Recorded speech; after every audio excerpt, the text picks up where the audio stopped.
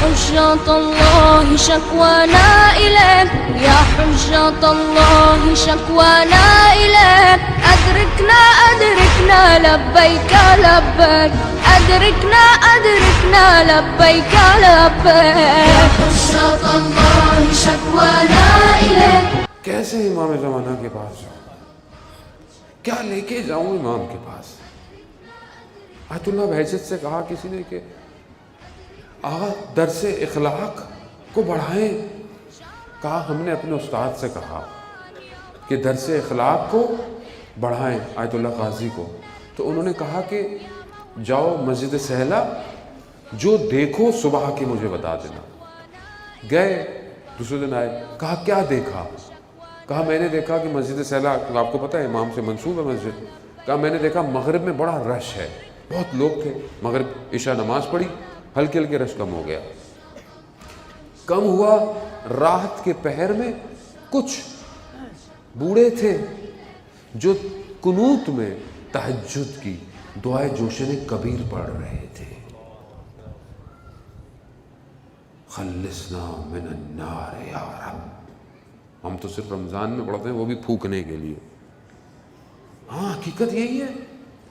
دل نہیں کہتا کہ خلصنا من النار یا رب، مجھے خالص کر دے، بچا دے مجھے اس جہنم کی آگ سے. تو استاد نے پوچھا جوان کتنے تھے؟ کہا میں اکیلا جوان تھا.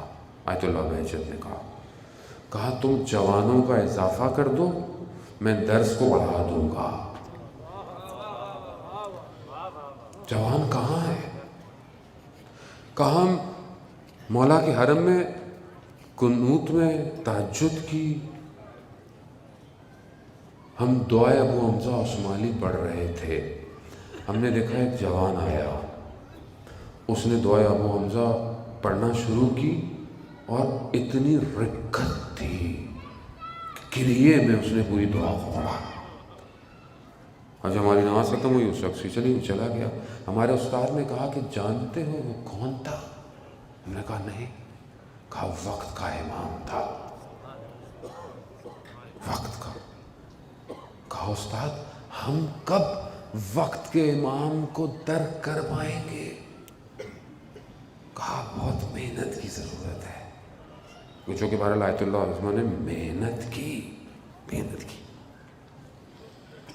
ہمارا دل چاہتا ہے ہم امام کو محسوس کریں، ہمارا دل چاہتا ہے ہم امام کو دیکھیں، ہمارا دل چاہتا ہے ہم امام کی نصرت کریں. حقیقت تو یہی ہے. اب اس ٹائم میں بہت تیزی سے بہت معذرت فرحان کے بھی ذرا وہ مجھے بھی اچھا نہیں لگتا کہ وہ بیٹھا ہو اس کو پڑھنا اور میں طلانی کر لوں. لیکن بہرحال زندگی کا مجھے خود نہیں پتہ، کیونکہ یہ وہ کیا پتہ آخری مجلس ہو. تیار رہنا چاہیے انسان کو، گمان نہیں کرنا چاہیے انسان کو. اس لیے میں بعض اوقات تھوڑا سا سخت بھی پڑ جاتا ہوں. جو لوگ مجھے کہتے بھی ہیں مولانا پہلی دفعہ تو پڑھنے آئے تھے کراچی، سب کیوں پڑھ کے چلے گئے؟ تو میں نے کہا کہ مجھے یہ کیا پتہ تھا کہ یہ آخری مجلس ہے؟ مجھے تو نہیں پتہ یہ آخری مجلس ہو. مجھے تو خدا کی بارگاہ میں ایک بتانا بھی ہے کہ قیامت والے دن ہم نے تمہیں موقع دیا، تم اس چکر میں نہیں پڑھے کہ تمہیں اگلے سال بھی پڑھنے کا موقع دیں گے لوگ. یہ لیکن کیا پتہ آخری مجلس ہو. عزیزان محترم، امام میری زندگی میں کہاں ہے؟ انہم یرونہ بعیدا ونراہ قریبا.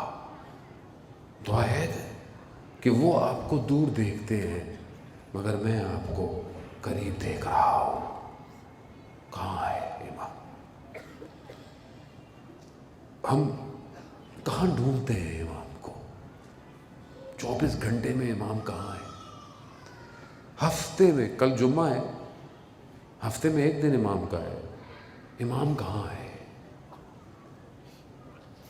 کیسے آئے گا امام؟ وارث کربلا ہے. اینہ بدم مقتول بکربلا. کہاں ہے جو کربلا کا بدلہ لے گا؟ کہاں ہے؟ عزیزان محترم، اس کو خود محسوس کریں. جب تک میں تڑپوں گا نہیں وہ نہیں آئے گا. میں اپنی زندگی میں مصروف ہوں. میں مجلس پڑھ کے اپنے کام میں، آپ اپنے گھر میں چلے جائیں گے. آپ اپنے گھر میں خوش ہیں، میں اپنے گھر میں خوش ہوں. میرے بچے میرے آس پاس ہیں، میرے والدین ہیں، میرے دوست ہیں. امام کہاں ہے؟ امام تو تنہا ہے. امام تو کئی 100 سالوں سے انتظار کر رہا ہے. امام حسین علیہ السلام کا جو استغاثہ تھا، ہے کوئی ہماری مدد کرنے والا؟ مولا امام جانتے تھے کوئی نہیں ہے، سب چلے گئے۔ امام کا فرزند بھی یہی ہے، کوئی ہماری مدد کرنے والا؟ کیوں؟ فتنہ ہے، مشکل میں کرب ہے، تو جب اتنا کرب ہو تو میں کیوں نہیں اپنے وقت کے امام کو پکار رہا؟ خود کس کے پاس ہے حل کائنات کا؟ امام کے پاس ہے، کسی کے پاس نہیں ہے۔ میں کہاں کھڑا ہوں؟ ظہور کے قریب ہوں، دور ہوں، یا اصل ہوں ہی نہیں۔ میری زندگی میں تو میری جاب، میرا کام، میرا بزنس، میری اولاد، وہ انجینئر، وہ ڈاکٹر، وہ بزنس، وہ یہ، وہ فلانا، امام کا ہے، امام کا ہے۔ اور پھر میں کہتا ہوں کہ کاش، یا لیتنی کنت معکم، کاش میں مولا آپ کے ساتھ ہوتا، کاش ہوتا تو کہاں ہوتا؟